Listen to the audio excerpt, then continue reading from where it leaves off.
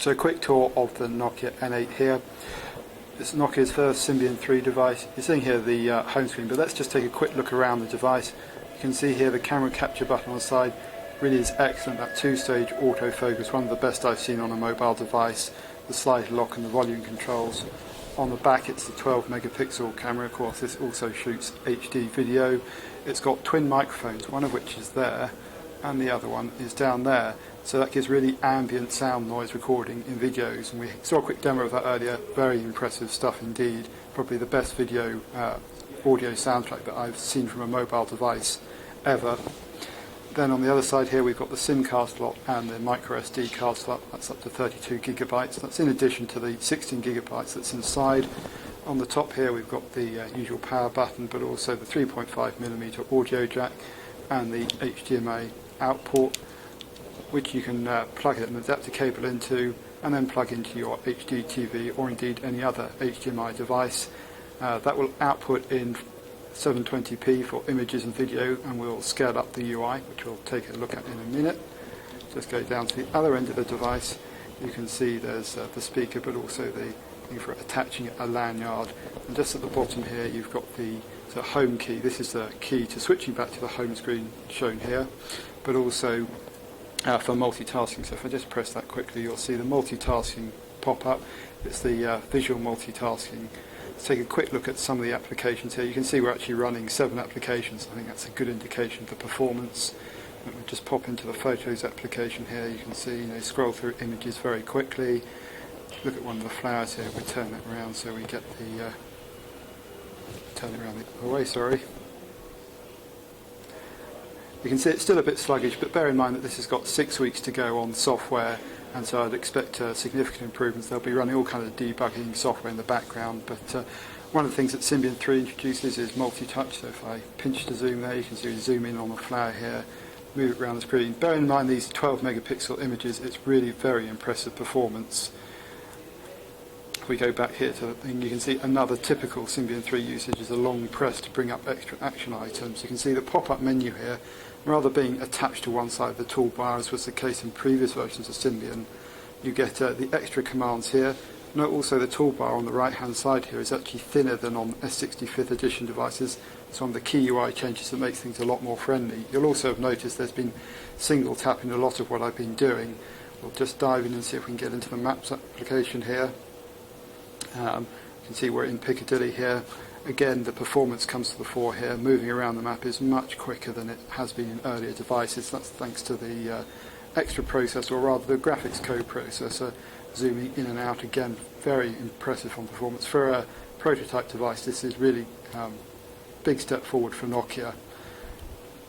And this is, of course, the free sat-nav you get with this device.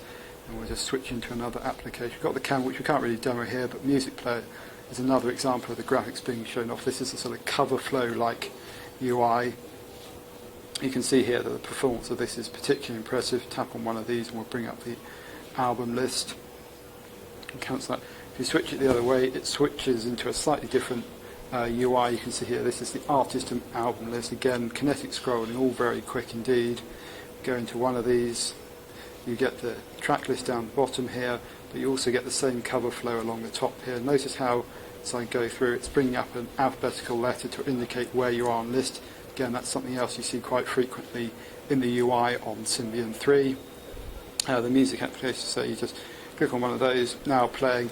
Be quite familiar, but the music application has had, as you can see, quite a significant refresh. Well, we'll just take a very quick look at the camera application. You can see not much has changed here. I'm just going to try and grab a quick shot over there.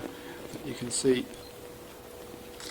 very quick, and what's also very impressive, as you can see there, the shot-to-shot time, even on this prototype device, is very quick indeed. This is multiple home pages. If you want to customize this home screen, you just do long press, goes into the edit mode, and you can add extra widgets. These are going to be shipped with quite a few on the device, but also be able to download them from the Obvious Store. So let's just say the FM transmitter, that controls the FM transmitter of the device for music out. Nice little extra there. And you can see you've got up to 3 home pages that you can customize. You can see there's a messaging account, so we'll just use that to pop into the messaging application. You can have multiple email accounts, each with their own widget. and you can see here this is the sort of new look Nokia messaging client, which has improved use of screen real estate. Let's just find a quick email we can go into. Let's try the Nokia Conversations newsletter here. One of the nice touches, you can now just go show images. That's a full HTML email. You also get the pinch to zoom there. I will just go and turn off the music on the background of this video because it's starting to annoy me. So there we go. Let's just pop in and have a quick look at Web TV. This is going to be the way to deliver content onto the device. You can see here we've got some ones in here already, but there'll be a lot more shipping with the device. But have a quick look at CNN, which should hopefully load. And you can see, yes, let it connect to the network. This is based on flashlight. And you can see here, this is a quick way of getting at content. You'll be able to use this to browse into videos and TV shows. And this is mainly going to be streaming content, but there will be some download. That depends on the service rights. There's a lot more to come on Web TV, but that's the first look I've seen of it, and it's certainly quite compelling in terms of a way to get extra content streaming onto the device.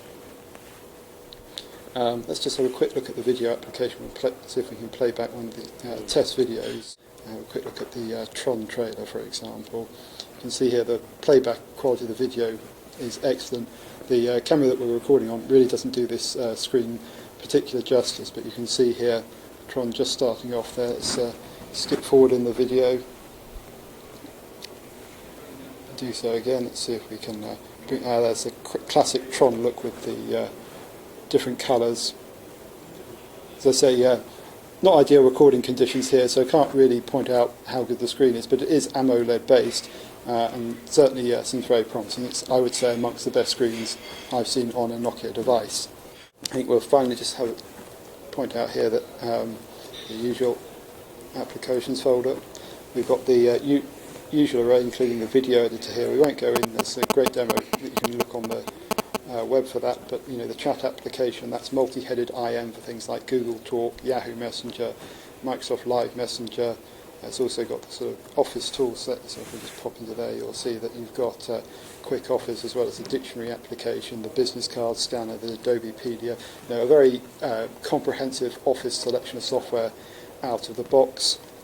There's also Social here, which is Nokia's new software for aggregating social networks. That's going to work with Facebook and Twitter, with more to come in the future. You can also see there's Facebook and Twitter built into the phone as well as the radio. So there we go, a quick run through the N8. We're going to be taking a much closer look at this in due course. And bear in mind, as I said, this is with pre-production software, and there's still probably a couple of months to go before the final version of the software comes out in time for the retail units. But I've certainly been pleasantly surprised by the performance on this and the relative speed of the unit, and also the first look at Symbian 3. It's always difficult making a first judgment, but the N8 looks very promising indeed.